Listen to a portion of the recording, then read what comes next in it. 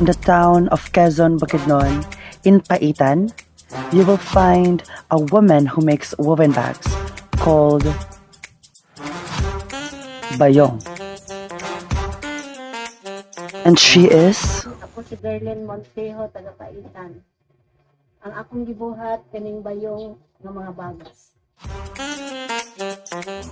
Ate Gerlin was chosen by our group, and we visited her to interview about her skills as an artisan in making her bayong bags.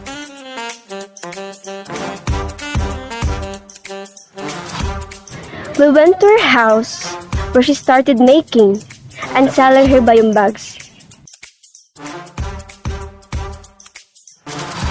Ay, kini ako ang bayong, ako gini siyang hinimo. Dayon, ako gini siyang sigurohon nga kani siya ligon.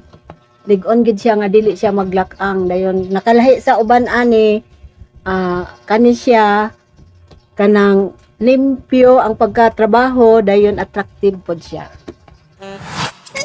The main material used to make her bayong bag is a strong material called PP strap,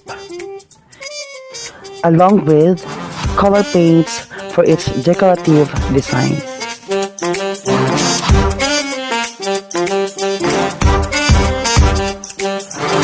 Akong first nga nahuna-hunaan sa akong igsuon nga katong siya gid ang nakaapil ani sa training. Pagkakita nako sa bag nga iyahang gibuhat, iyang gibitbit, mura kog na-attract ba nga mura nakaingon ko nga ganahan pug ko mahimo. So mao dayon to nga nagpatudlo ko sa iyaha. So gud ato, nagsige na dayon kog himo og mga bayong. Currently, Ate Gerlin has a Facebook page where she posted the different designs of her bayong bags. And this was the logo of her page for her business. As Ate Gerlin keeps making and selling her bayong bags, more and more customers are buying her products. Ate Mercedes Lauron is one of those taught of Ate Gerlin in making the bayong bags.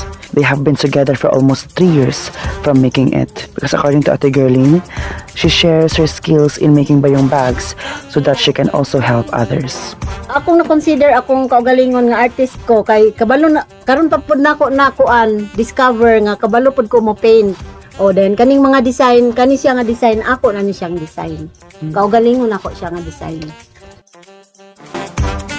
In Malaybalay City, Bukidnon, Kaamulan Festival celebration is still ongoing, and our group visited to see the bayong bags of Ate Gerlin.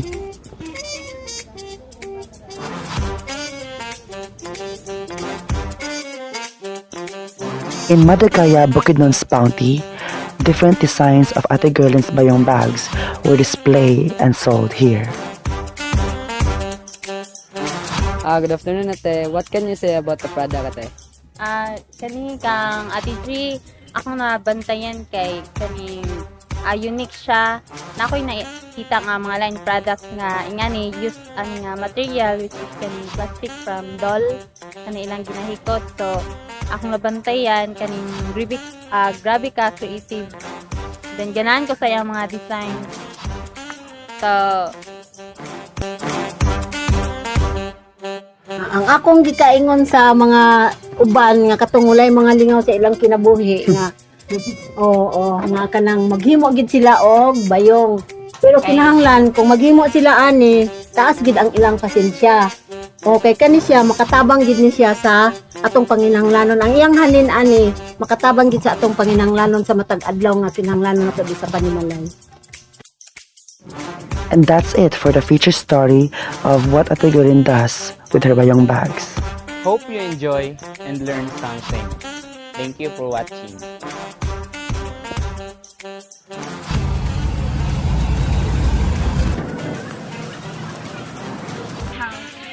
she started making And we visited her house to interview